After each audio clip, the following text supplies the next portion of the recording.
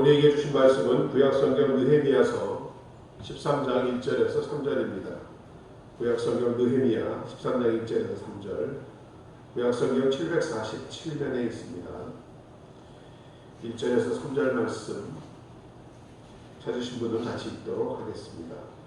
그날에 모세의 책을 낭독하여 백성에게 들렸는데 그 책에 기록하기를 암몬 사람과 모압 사람은 영영이 하나님의 회에 들어오지 못하리니 이는 저희가 양식화물로 이스라엘 자손을 영접지 아니하고 도리어 발람에게 뇌물을 주어 저주하게 하였습니다.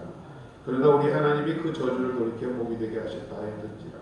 백성이 이 율법을 듣고 곧 섞인 무리를 이스라엘 가운데서 몰수히 분리케 하였느니라. 아멘. 오늘 저는 느헤미야서 13장 1절에서 3절 본문을 중심으로 행복의 원칙에 대해서 여러분과 함께 알아보고자 합니다. 우리가 말하는 행복은 상태가 아니라 관계라는 말이 있습니다. 무슨 말씀이냐? 아무도 행복을 나눌 대상이 없이는, 곧 관계가 없이는 어떠한 행복도 느낄 수 없다라는 말입니다. 행복이라는 말은 사실 세상의 언어입니다. 우리는 좀 더 성경적으로 말한다면 축복이라고 우리는 표현을 하죠. 말씀드린 적이 있습니다만 행복의 영어 어원이 해피니스입니다. 해피니스는 본래 happen이라는 동사에서 유래된 말입니다. 즉 happen이라는 말이 우연히 발생하다, 일어나다라는 뜻의 동사죠. 그렇기 때문에 해피니스, 행복이라는 의미는 어원적으로 우연히 누리게 된 행복의 행운의 정도를 의미하는 것이 행복입니다. 너무 행복하지 마세요. 마치 로또 복권 당첨 같은 것과 같다라는 것입니다. 그러나 우리가 원하는 축복이란 블레싱이죠, 영어로. 원래 어원이 블리드입니다. 블리드가 뭐냐면 주님이 십자가에서 보혈을 흘린 것과 같이 피를 흘린다라는 뜻입니다. 즉 구약의 피 제사를 상징하는 것입니다. 그래서 성경에서 말하는 축복이란 하나님의 관계를 지향한다라는 말입니다. 다시 말해서 하나님과의 바른 관계를 지향한다는 의미에서 오는 기쁨의 삶, 이것이 성경이 말하는 축복입니다. 오늘 본문의 배경은 그렇습니다. 바벨론 포로에서 이제 시온 땅으로 돌아온 이스라엘 백성은 성전과 성벽을 재건하고 느헤미야와 같은 지도자의 도움으로 하나님과의 바른 관계 안에서 축복의 삶을 회복할 수 있었습니다. 다시 한번 성경적으로 언약의 백성으로 행복을 누릴 수 있게 되었습니다. 그러나 우리가 경험하듯이 대부분의 행복은 그처럼 그 행복을 얻는 것보다도 지키는 것이 더 어려운 것입니다. 아마 오늘 본문을 보면 느헤미야는 12년 동안 이스라엘 총독을 지낸 후에 잠시 이스라엘을 떠나 페르시아로 한 1년여간 돌아가 있었던 것 같습니다. 6절에 그렇게 말하고 있죠. 그때는 내가 예루살렘에 있지 아니하였다라고 말하고 있습니다. 느헤미야라는 지도자를 따라오는 이스라엘 백성들은 잠시 동안 동요와 혼란을 겪고 있었습니다. 그 모든 것이 그동안 지도자 느헤미야가 강조한 삶의 원칙들을 저버렸기 때문이었습니다. 할 수 없이 느헤미야는 아닥사스다 왕의 허락을 받아 조국으로 다시 돌아옵니다. 1년 정도 떠나가 있던 것으로 돌아온 느헤미야는 다시 그가 세웠던 하나님의 축복의 원칙, 즉 행복의 원칙을 강조하게 됩니다. 그런데 이 느헤미야가 이야기한 행복의 세 가지 원칙은 오늘 이 시대를 살아가는 하나님의 백성인 우리들에게도 지킬 수 있는 비밀들이라고 할 수 있습니다. 우리가 하나님께 축복을 얻고 행복하게 살기 위한 비밀, 그 행복의 원칙 첫 번째는 먼저 우리는 말씀을 붙들고 살아야 합니다. 잠시 지도자 느헤미야가 이스라엘을 떠나 있는 동안에 이스라엘 백성들이 방황한 가장 큰 이유는 하나님 말씀의 가르침을 망각했기 때문입니다. 따라서 돌아온 지도자 느헤미야는 백성들 앞에서 말씀을 낭독하는 것으로 그 회복의 역사를 오늘 시작하고 있습니다. 오늘 1절이었죠. 그날의 모세의 책을 낭독하여 백성들에게 들렸는데 그 책에 기록하며, 그리고 3절을 보십시오. 백성이 이 율법을 듣고라고 기록합니다. 느헤미야는 이 백성들이 다시 말씀을 붙들 때에만 그들이 회복되고 행복이 가능한 것을 확신하였기 때문입니다. 성벽을 재건하면서 에스라에게 백성들에게 성경을 읽어달라고 가르쳐달라고 요청한 것도 바로 느헤미야였습니다. 바로 마음의 재건, 회복이 없이, 심령의 부흥이 없이는 어떤 행복도 완전할 수 없다는 것을 느헤미야는 깨달았습니다. 여러분, 진정으로 참된 행복을 찾고 계십니까? 진정한 축복을 누리고 싶으십니까? 그러면 하나님의 말씀을 붙들어야 할 줄로 믿습니다. 돈을 붙들지 마십시오. 명예 붙들지 마십시오. 사람 붙들려 하지 마십시오. 다 된 것입니다. 말씀만이 영원한 줄로 믿습니다. 이 말씀의 진리를 붙들고 사시는 복된 여러분 되시기를 주님의 이름으로 축원드립니다. 우리가 읽었던 시편 1편에서 가르치는 복이 바로 무엇입니까? 누가 복 있는 사람이라 합니까? 복 있는 사람은 악인의 꾀를 쫓지 아니하며 죄인의 길에 서지 하고 아니하며 오만한 자의 자리에 앉지 아니하고, 그 다음이 무엇입니까? 오직 여호와의 율법을 즐거워하여 그 율법을 묵상하는 사람이라고 말씀하고 있습니다. 성경에서 이야기하는 축복에 대한 어원은 여러 가지가 있지만 대부분의 축복의 어원은 바라크입니다. 즉, 가장 하나님의 축복을 나타내는 일반적인 말이 바라크입니다. 이것은 우리의 행동이나 선행과는 전혀 상관없이 하나님께서 큰 긍휼과 자비로 우리와 우리 육체와 후손에게 내려주시는 부분을 일컬어 바라크라고 합니다. 즉, 바로 이 바라크의 특징은 하나님과 우리 사이의 언약의 관계에 있습니다. 하나님이 축복을 주시기로 약속하셨기 때문이라는 것입니다. 그런데 우리가 본 시편에 나오는 이 축복은 아슈아르라는 말입니다. 아슈아르, 발음도 어렵네요. 아슈아르. 근데 이 아슈아르라는 축복의 의미는 바라크와는 조금 다릅니다. 아슈아르라는 축복, 복의 의미는 하나님과의 인격적인 교제 안에서, 즉 그분의 말씀을 듣고 순종하는 사람에 대한 보상으로 주는 하나님의 축복입니다. 그래서 즐거워하여 그 율법을 주야로 묵상하는 자의 특징은 하나님의 말씀을 들을 때 언제나 기쁨이 넘칩니다. 사람들은 자기가 좋아하는 일 하면 기쁘죠. 마음이 막 설레죠. 여러분, 말씀 들을 때 그러하십니까? 그리고 계속적으로 그 율법 말씀과의 관계를 맺으며 사는 삶입니다. 여호수아 1장 8절은 분명히 말씀했습니다. 이 율법책을 내 입에서 떠나지 말게 하며 주야로 그것을 묵상하여 그 안에 기록된 대로 다 지켜 행하라. 그리하면 내 길이 평탄하게 될 것이다. 내가 형통하리라. 주님은 말씀하셨습니다. 성경적으로 축복, 행복한 사람은 이와 같이 하나님 말씀을 즐거워하여 그 말씀을 주야로 묵상하는 사람입니다. 그런 사람에게 무엇이 약속되어 있습니까? 저는 시냇가에 심은 나무가 시절을 쫓아 과실을 맺으며 그 잎사귀가 마르지 아니함 같으니 그 행사가 다 형통하리로다. 하나님의 형통의 복을 받는 여러분 되시기를 진정으로 축원드립니다. 죄악을 멀리하고 하나님 말씀 안에서 끊임없이 누리는 의인이 누리는 이 기쁨은 마치 인생의 추수기에 열매 맺는 열매와 같은 것입니다. 무슨 말씀이냐? 추수기에 맺힌 열매이므로 겉으로 화려하나 속이 비어있는 악인들의 열매와는 다르다라는 것입니다.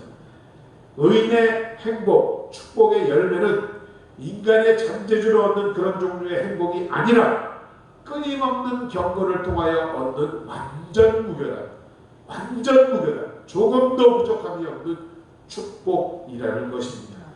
철따라 열매를 맺는 푸르고 푸른 복된 인생은 말씀을 즐거워하고 목수하는 사람들의 몫이라고 오늘 분명히 말씀합니다. 그래서 우리는 말씀을 붙들고 사는 사람이 되어야 할 줄로 믿습니다. 그것이 행복을 지키는 첫 번째 하나님의 원칙입니다. 인도에서 사역하는 존 스탠리 존스라는 분이 있습니다. 그도 성경의 중요성과 말씀에 대해서 가르칠 때 한 인도 청년이 이렇게 묻더랍니다. 선생님, 그렇게 성경을 붙들고 산다고 해서 돈이 생기나요? 직장이 생기나요?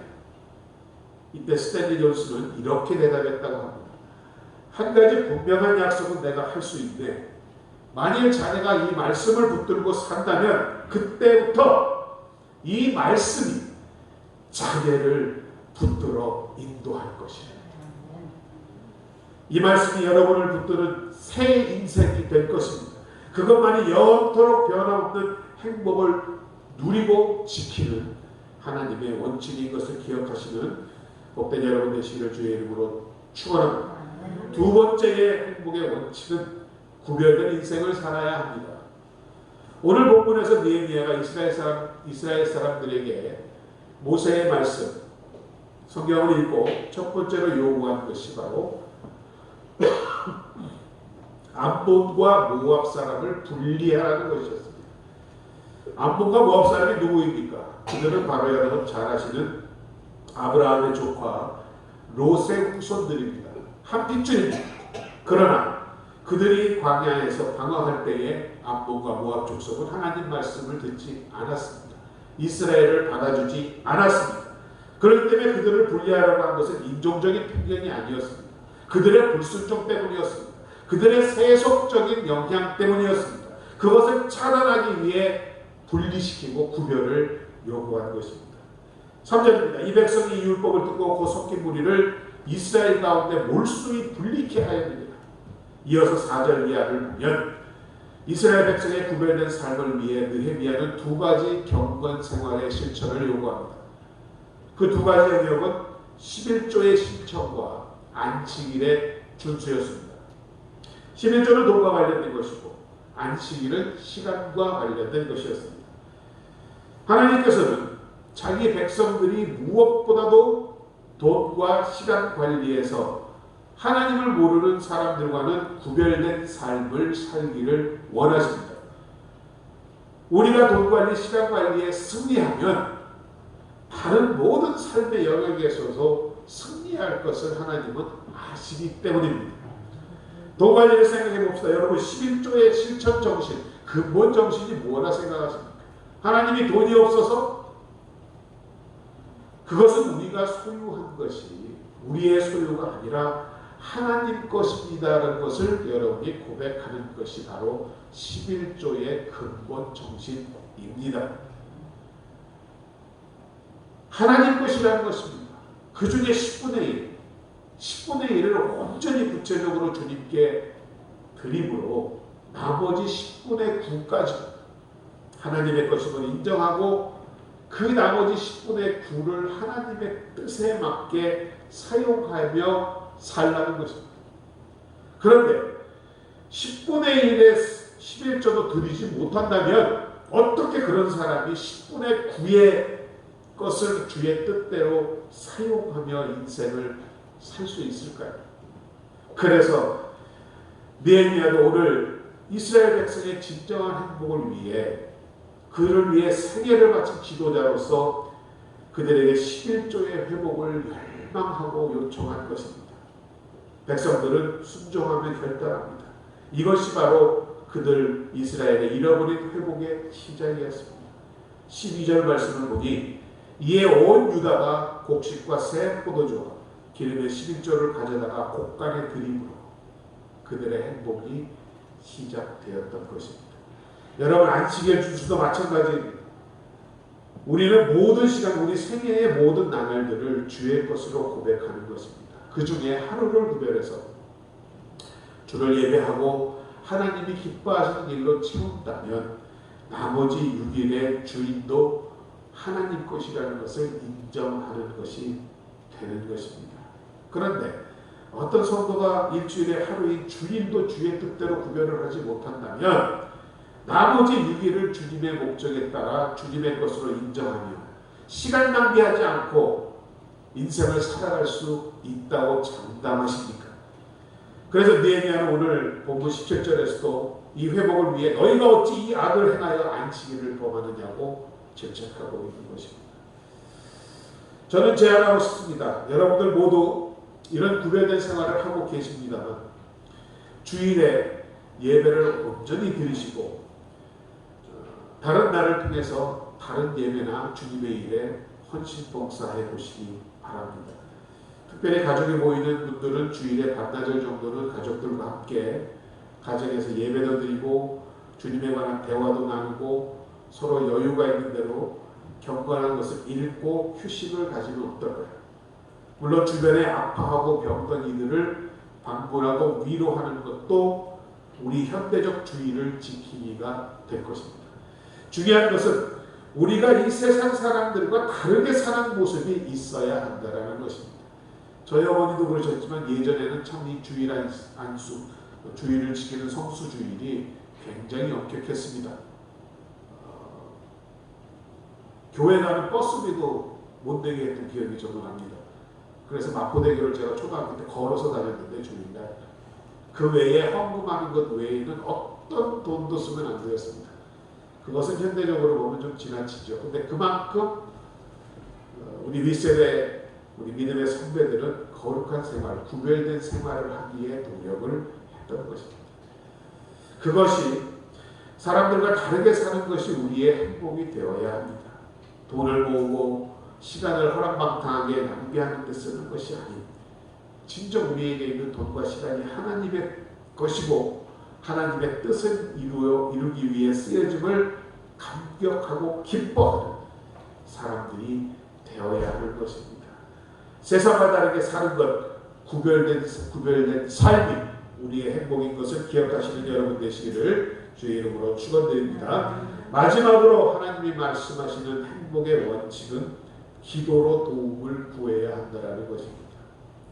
느헤미야 1장에서는 느헤미야가 기도문으로 이 책을 시작합니다. 그 기도가 이스라엘 백성의 회복과 축복을 가져오는 시작이었습니다. 그런데 느헤미야서의 마지막에 오늘 13장은 다시 기도로 마칩니다. 31절에 보시죠. 나를 기억하사 복을 주옵소서. 그의 기도는 단순히 자기만을 위한 기도가 아니었습니다. 민족과 이스라엘 신앙 공동체의 리더로서 그들이 살아가는 백성들의 행복을 지켜지도록 도움을 구하는 기도였던 것입니다. 진심으로 그의 마음을 붙들고 있었던 열망하는 기도였습니다. 지도자로서 최선을 다해 섬김을 한 다음에 꼭 그가 이루어지게 해달라는 마음의 기도였습니다. 같은 기도의 내용이 14절, 22절, 29절에 계속해서 반복하고 있습니다. 성경은 말씀합니다. 쉬지 말고 기도하라라고 합니다. 왜냐하면 우리가 살고 있는 이 땅의 인생은 쉴 새 없이 날마다 매 순간마다 새로운 도전이기 때문입니다. 우리는 어제의 기도로 오늘을 살 수 없다라는 말씀입니다. 어제 밥 먹었다고 오늘 밥 안 드십니까? 마찬가지로 오늘은 오늘의 도움을 오늘의 기도로 채워나가야 할 줄로 믿습니다. 그래서 주께서 우리에게도 오늘날 우리에게 일용할 양식을 주시옵소서라고 기도하라고 가르쳐 주지 않으셨습니까? 오늘의 행복을 지키기 위해서 오늘의 기도에 도움을 구하며 사는 법을 배워야 합니다. 기도를 그치는 순간 우리는 어쩔 수 없이 인간적인 수단과 방법에 매달릴 수밖에 없습니다. 그 순간 우리는 하나님 백성다움, 그리스도인다움을 잃어버리게 되는 것입니다. 다른 세상 사람들과 다름이 없는 속물 인생으로 전락하게 된다는 말씀입니다. 이와 같이 오늘 이스라엘 백성들이 그들이 행복을 하지 못하게 된 이유는 바로 하나님의 이런 행복의 비밀을 포기한 까닭입니다. 이제 우리는 그날그날의 생존을 위해 희망 없이 몸부림치는 존재에 불과해서 벗어나 이것이 정말 이렇게 살아서는 안 된다는 바른성과 함께 하나님께서 주시는 회복을 누리시는 여러분 되시기를 주의 이름으로 축원합니다. 세상과 거룩한 결별을 선언하십시오.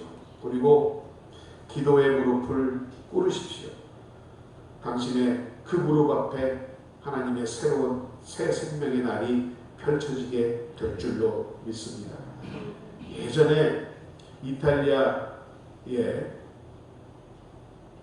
북아프리카 출신의 한 청년이 살았답니다. 그는 어린 시절 자기가 믿던 기독교를 떠나 이단과 방탕한 생활에 빠져 있었다고 합니다. 그러자 점차 시간이 흘러가면서 기쁠 줄 알았던 그 방탕과 허탄한 생활에 내면이 회복되지 못하고 행복한 것을 깨닫고 괴로워하기 시작했습니다. 그날따라 무료한 나날과 같은 자기의 내적 공허를 이 생각 저 생각으로 뒤척이며 달래고 있던 순간 갑자기 바깥 정원 쪽에서 아이들이 노래하는 목소리가 창을 넘어서 들려오더랍니다. 톨레레게 이탈리아 말인데요. 해석해보면 펴서 읽어라. 갑자기 그의 시선이 방 안에 있던 책 한 구석에 있던 오랫동안 버려져 있던 성경에 꽂혔습니다. 실로 먼지를 털어내고 그 성경을 열었습니다. 그것은 로마서 13장 12절의 말씀이었습니다. 밤이 깊고 낮이 가까웠으니 그러므로 우리가 어둠의 일을 벗고 빛의 갑옷을 입자. 낮에와 같이 단정히 행하고 방탕과 술 취하지 말며 음란과 호색하지 말며 쟁투와 시기하지 말며 오직 주 예수 그리스도로 옷 입고 정욕을 위하여 육신의 일을 도모하지 말라. 그는 이 말씀 앞에서 뜨거운 눈물을 흘리며 무릎을 꿇었습니다. 그리고 기도를 시작했습니다. 그리고 그 순간 그의 마음 가운데는 이 어두움의 세상과 결별하겠다. 그를 찾아오신 주님께 약속하였던 것입니다.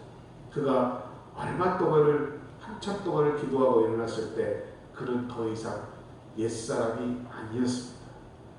바로 그가 기독교 역사상 가장 위대하고 거룩한 영향을 세상에 끼친 성 어거스틴이었습니다.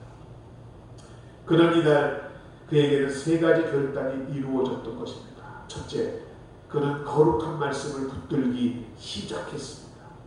그리고 세상과 구별된 삶을 살기로 결단했습니다. 마지막, 무릎을 꿇기 시작한 것입니다. 그 순간 그에게 그토록 목마르게 찾아왔던 그의 영혼 가운데 거룩한 행복이 찾아오게 되었던 것입니다. 사랑하는 여러분, 이 동일한 행복이, 축복이 오늘 저와 여러분에게도 찾아올 수 있습니다.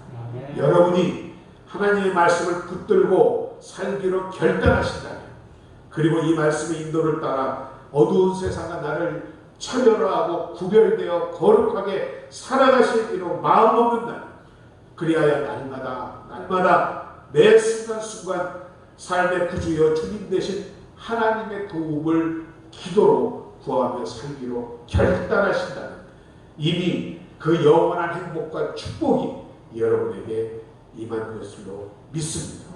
오늘 말씀과 같이 말씀을 붙들고 세상 붙들지 말고 그 말씀의 진리를 깨닫고 그 말씀에 순종하고자 결단하고 세상 사람과 다른 하나님의 백성으로서 늘 모든 일을 하나님께 구함으로 그 모든 일이 하나님과 관계되도록 하므로 하나님을 통하여 그 해결을 찾아가시니, 그리하여 하나님께서 그토록 여러분에게 주고자 원하시는 영원한 축복과 그 소원들을 여러분을 통하여, 자녀들을 통하여 이루어지시기를 주님의 이름으로 축원드립니다.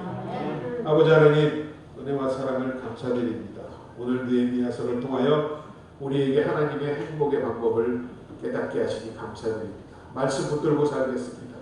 1.26도 그 말씀을 아버지 하나님 의심치 아니하고 그 말씀에 순종하며 결단하며 살겠습니다.